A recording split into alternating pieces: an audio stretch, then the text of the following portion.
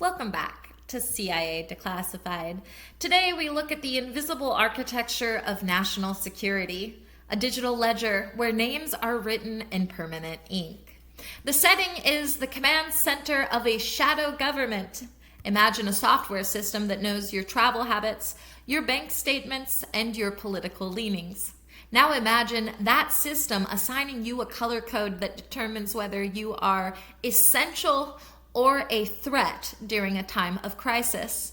Born in the shadows of the Reagan administration, this system was designed to ensure that if the world fell apart, the government stayed together at any cost. This is the deep dive into the silicon brain of the state. This is Project Main Core. The roots of Main Core lie in a chilling concept: continuity of government, or COG.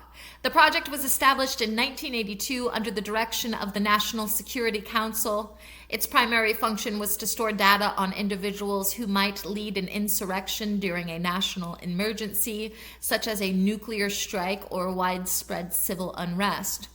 A quote from Colonel Oliver North, NSC staff member: "The goal of these programs is to provide for the survival of the United States of America as a constitutional entity, regardless of the level of devastation." End quote. The database is believed to be hosted on high-security servers at Mount Weather in Virginia, a massive underground bunker designed to house the president and top cabinet members during a catastrophe. A quote from investigative journalist Christopher Ketchum: "Main Core is a database that is updated daily, pulling from the FBI, the CIA, and the NSA. It is the ultimate red list." End quote. According to Declassified FEMA Integration Manifest, the software was originally built using a Promise software, PROMIS, which allowed for the cross-referencing of vastly different government databases with surgical precision. The database utilized a triple redundancy system, ensuring that even if major cities are vaporized, the list of names survives in hardened data centers located deep beneath the Appalachian Mountains. A quote from the 1982 NSC directive: "Automated tracking of potential dissidents is essential to prevent the collapse of domestic order following a Category 1 national catastrophe." End quote. In the late 1980s, the project was expanded to include financial flagging, which tracks the movement of large sums of cash among individuals classified as anti-government by the Treasury Department. The records indicate that the system was integrated with the National Security Agency's Echelon program to scrape keywords from international faxes and phone calls long before the internet existed. A quote from former Senate Investigative Counsel Jack Bloom: "When you build a list of people who are deemed dangerous without any judicial oversight, you are building the machinery for a police state." End quote. Declassified budget logs show that the agency spent over $400 million on quantum scrubbing to ensure no person could ever be removed from the database once they were entered.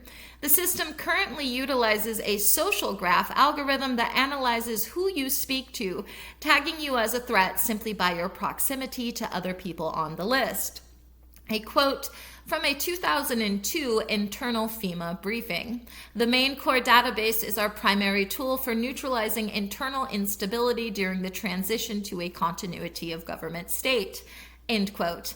Technical specs reveal that the database can perform predictive routing, identifying which roads a person is likely to take if they attempt to flee their home during a lockdown. Historical manifests show that during the 1990s, the list was used to track members of the militia movement, with real-time updates from undercover informants. By 2026, the database had transitioned to a cloud-hardened environment, making it impossible to physically destroy the servers without disabling the entire global internet. A quote from investigative reporter Tim Sharrock: "The government is building a digital shadow of every citizen, waiting for the moment they decide the shadow is more dangerous than the person." End quote. But even with the release, the names remain in the dark. For instance, the section titled Political Target contains more black ink than text. Over 2,500 pages of criteria selection logs are completely missing. This is, by volume, the most redacted file in the entire declassified continuity of government archive. Why is the definition of a threat still a secret?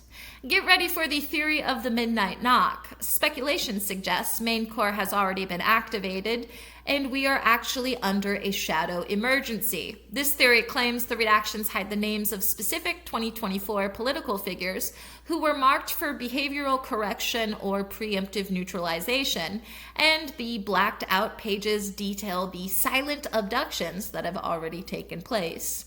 What if you're on it? A dark rumor suggests the database is linked to your social credit score, and the detention centers are already built and waiting.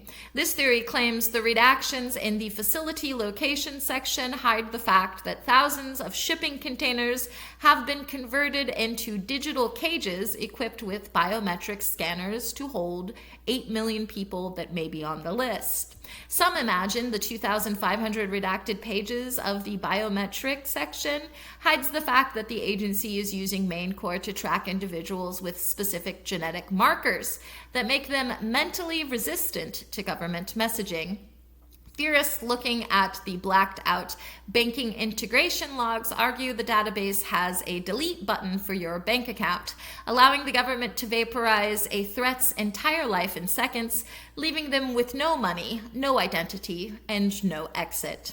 Rumor says that the electoral impact redactions hide evidence that Maine Corps was used to identify and suppress specific high-volume voters in 2024 to ensure a stable outcome that favored the continuation of the shadow government. Gossip suggests the black bars in the LOT interface section hide the fact that Maine Corps can turn your smart speaker or smart refrigerator into a listening post the moment your status turns red. In one of the more heavily redacted sections regarding final solution logistics, some whisper that the FEMA trains are already running and the redactions are hiding the arrival schedules for a massive domestic purge. A wild theory suggests the redactions hide that the Maine Corps AI has achieved sentience and is now adding names to the list based on its own survival algorithms rather than human orders.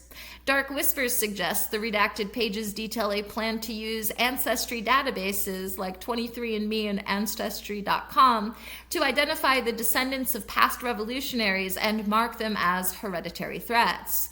Fringe gossip argues the redacted facility locations are actually deep underground military bases where those on the list will be used for human experimentation to test new mind control technologies.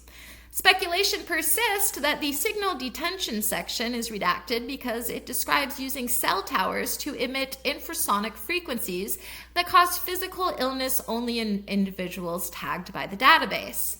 And lastly, some believe the redactions hide the deletion protocol, which isn't about deleting data, but about permanently removing the citizens themselves from the physical world, KGB style. Was Project Maine Corps a success? Tactically, it is a terrifying success. The agency has achieved what no dictator could, a total surveillance system that is automated and invisible. It works 24 hours a day, scoring every American life without a single courtroom being involved.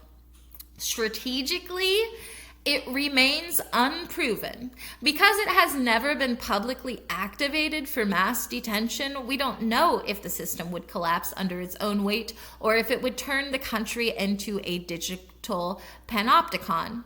However, its mere existence has created a climate of self-censorship that serves the state's goals perfectly. As far as technological and operational breakthroughs are concerned, the list of the lost created the foundation for the modern surveillance state. For instance, database interoperability, the development of cross-talk protocols allowing different agencies to share private data instantly. Predictive threat modeling, using algorithmic scoring to predict crimes or protests before they happen. continuity architecture, the hardened server infrastructure at Mount Weather that can withstand a nuclear EMP, and autonomous tracking, the use of face matching and metadata analysis to build a 360-degree profile of any citizen. Project Main Core reminds us that in the digital age, your ghost is more important than your body. As the files reveal, the machine never forgets a face, and it never deletes a name. Thanks for listening, and be sure to join us next time as we examine Operation Bingo. In the heat of the Cold War, the agency planned the ultimate swap. Operation Bingo was a plan to kidnap a Soviet general and replace him with a lookalike double to feed the Kremlin false information. We'll uncover the surgical alteration manifest, the body double logs, and the moment the agency realized that the most dangerous weapon in a war of shadows is a man with two faces. Join us next time for the two-faced general. In the meantime, I'll see you in the archives.